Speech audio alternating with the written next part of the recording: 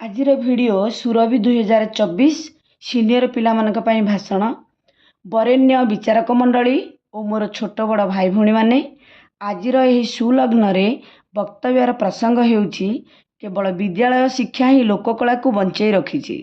ମୁଁ ଏ ଡ୍ୟାସ୍ ଜାଗାରେ ପୁଅମାନେ ଅମୁକ ଭାଇ, ଝିଅମାନେ ଅମୁକ ଭଉଣୀ ଲେଖିବେ। ଏହି ପରିପ୍ରେକ୍ଷୀରେ ମୋର ଲଘୁ ବକ୍ତବ୍ୟ ଆପଣମାନଙ୍କ ସମ୍ମୁଖରେ ଉପସ୍ଥାପିତ କରୁଛି। ଉତ୍କୃଷ୍ଟ କଳାର ରାଜ୍ୟ ଉତ୍କଳ, ଯାହା ଆଜି ଓଡ଼ିଶା ନାମରେ ପରିଚିତ। ଯାହା ନାହିଁ ଉତ୍କଳେ ତାହା ନାହିଁ ମହୀତଳେ। ଆମ ଓଡ଼ିଶା କେବଳ ଭାରତ ନୁହେଁ, ବିଦେଶରେ ମଧ୍ୟ ଉତ୍କର୍ଷତା ଲାଭ କରିଛି କଳା ନୈପୁଣ୍ୟରେ। କଳାର ସଂଜ୍ଞାର ବ୍ୟାପକତା ଅନିର୍ବଚନୀୟ। ଅଭିନୟ କରିବା, ଚିତ୍ର ଆଙ୍କିବା, ଗାୟନ କରିବା, ବାଦନ କରିବା, ବସ୍ତ୍ର ବୟନ, ହସ୍ତଶିଳ୍ପ, ପାଲା, କୀର୍ତ୍ତନ, ନାଚ, ମୂର୍ତ୍ତି ଗଢ଼ିବା, ଭାଷଣ ଦେବା, ସୃଜନଶୀଳ ଲିଖନ ଇତ୍ୟାଦି ଗୋଟିଏ ଗୋଟିଏ କଳା। ଏସବୁ ମନ ଆଗ୍ରହ ଦେଖି, ଶୁଣି, ପଢ଼ି, ଅନୁକରଣ କରି, ଅଭ୍ୟାସ କରି ନିପୁଣତା ହାସଲ କରାଯାଇଥାଏ। ଏ ଦୃଷ୍ଟିରୁ ଦେଖିଲେ ବିଦ୍ୟାଳୟ ଶିକ୍ଷା ହିଁ ଓଡ଼ିଶାର କଳାକୁ ବଞ୍ଚାଇ ରଖିବାରେ ସର୍ବାଧିକ ସାହାଯ୍ୟ କରୁଥିବାର ଅନୁମିତ ହୁଏ। ବିଦ୍ୟାଳୟ ପାଠ୍ୟକ୍ରମରେ ସାହିତ୍ୟ, ସାମାଜିକ ପାଠ, ଇତିହାସ, ବିଜ୍ଞାନ, ଚିତ୍ରାଙ୍କନ ଆଦି ବିଭିନ୍ନ ବିଷୟଗତ ଶିକ୍ଷାରେ କଳା ବିଷୟରେ ଅନେକ ଧାରଣା ଜନ୍ମିଥାଏ। ଶିକ୍ଷାର୍ଥୀଙ୍କର କେବଳ ପୁଥିଗତ ନ ହୋଇ ଶିକ୍ଷାର୍ଥୀମାନେ ବିଭିନ୍ନ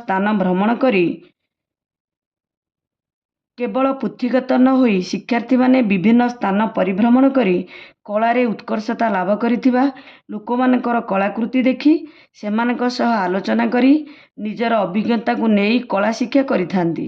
ବିଦ୍ୟାଳୟରେ ପାଠପଢ଼ା ବ୍ୟତୀତ ବର୍ଷସାରା ସରକାର, ଶିକ୍ଷକ ଶିକ୍ଷୟିତ୍ରୀ, ଗ୍ରାମ୍ୟ ଶିକ୍ଷା କମିଟି, ଗ୍ରାମବାସୀଙ୍କ ପ୍ରଚେଷ୍ଟାରେ ବିଭିନ୍ନ କାର୍ଯ୍ୟକ୍ରମ ଜରିଆରେ ଶିକ୍ଷାର୍ଥୀମାନଙ୍କ କଳା କୌଶଳ ପ୍ରଦର୍ଶନ କରାଯାଇଥାଏ। ଏହା କେବଳ ବିଦ୍ୟାଳୟ ଭିତରେ ସୀମିତ ନ ରହି କ୍ଲଷ୍ଟର, ପଞ୍ଚାୟତ, ବ୍ଲକ, ଜିଲ୍ଲା ଏବଂ ରାଜ୍ୟ ସ୍ତରରେ ବ୍ୟାପକ ଭାବରେ ପ୍ରଦର୍ଶିତ ଏବଂ ପ୍ରଚାରିତ ହୋଇ ଲୋକଲୋଚନକୁ ଆସିଥାଏ। ସତେ ଯେମିତି ବିଦ୍ୟାଳୟରେ ଘର ପରି ଅନେକ ପର୍ବପର୍ବାଣି ପାଳିତ ହେଉଛି, ଏମିତି ଭାବ ଅନୁମିତ ହୁଏ।